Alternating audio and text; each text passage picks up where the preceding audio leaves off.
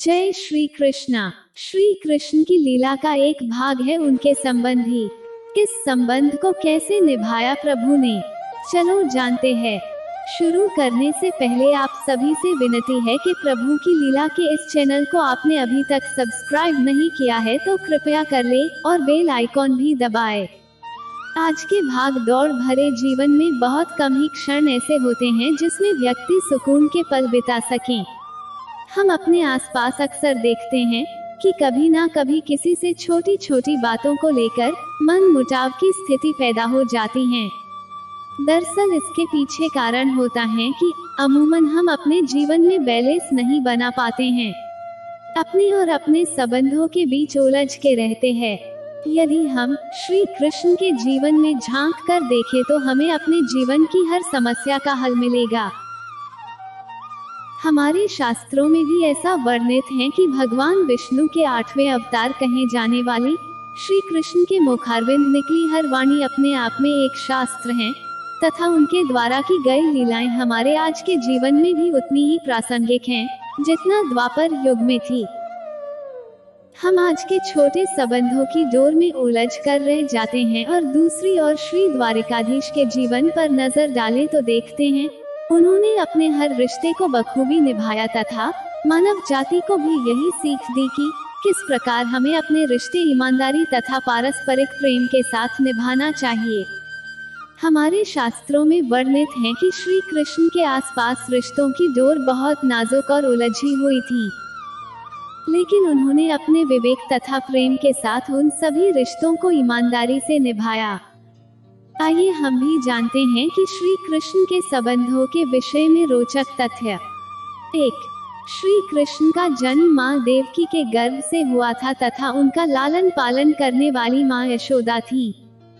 श्री कृष्ण ने अपने हृदय में दोनों ही माता को बराबर का स्थान दिया, इसलिए आज भी यह कह पाना कठिन है कि श्री कृष्ण को अधिक स्नेह उन्हें अपनी देवकी मां से तथा या यशोदा मां से था।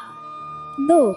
भगवान श्री कृष्ण के जन्म के समय कारागृह में उनके जन्म के पश्चात उनसे बदली गई थी यशोदा पुत्री, जिनका नाम एकानंशा था। एकानंशा को बाद में माता विंध्यवासिनी देवी के नाम से पूजा जाने लगा।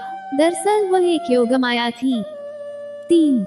श्री कृष्ण के 6 भाइयों को उनके मामा कंस ने मृत्यु दे थी और 7वें भाई को योगमाया ने देवकी के गर्भ से निकालकर वसुदेव की दूसरी पत्नी रोहिणी के गर्भ में डाल दिया था। माता रोहिणी के गर्भ से ही जन्म लिया था बलराम जी ने, जो कि श्री कृष्ण के बड़े भाई थे और कृष्ण उन्हें प्रेम से दाऊ भी कहते थे। 4. श्री कृष्ण के सखा थे अर्जुन, लेकिन अर्जुन उनकी बुआ कुंती के पुत्र होने के नाते वह उनका भाई भी था। दूसरी ओर श्री कृष्ण की बहन सुभद्रा ने अर्जुन से विवाह किया था, तो इस नाते से अर्जुन उनका जीजा भी था। लेकिन तमाम संबंध होने के बावजूद श्री कृष्ण ने अर्जुन का समर्थन महाभारत के युद्ध में केवल इसलिए किया था क्योंकि धर्म 5 पांडवों के पक्ष में था। यह बात खुद श्री कृष्ण ने कई बार रण क्षेत्र में स्पष्ट की थी। 5. दुर्योधन की पुत्री लक्ष्मणा से श्री कृष्ण के पुत्र सांब का विवाह संपन्न हुआ था। इस नाते श्री कृष्ण और दुर्योधन दोनों ही आपस में समधी भी थे। 6.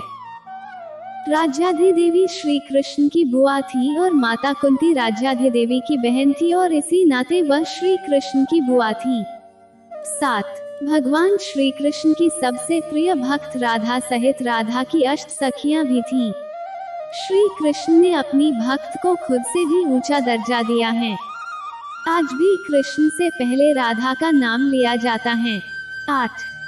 राजकुमारी द्रौपदी और भगवान श्री कृष्ण का रिश्ता कैसे कोई भूल सकता है। द्रौपदी से श्री कृष्ण का अनूठा रिश्ता था। श्री कृष्ण द्रौपदी को अपनी बहन समान ही मानते थे, दोनों का संबंध प्रगाढ़ था।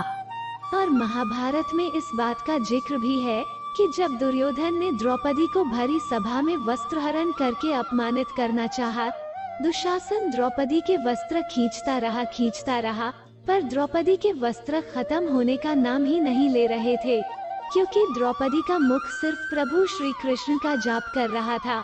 और इस प्रकार प्रभु ने अपने बहन की रक्षा की थी और लाज रखी थी और भाई होने का फर्ज भी निभाया। दोस्तों, यदि आपको हमारी जानकारी पसंद आए तो कृपया लाइक शेयर सब्सक्राइब करें। धन्यवाद।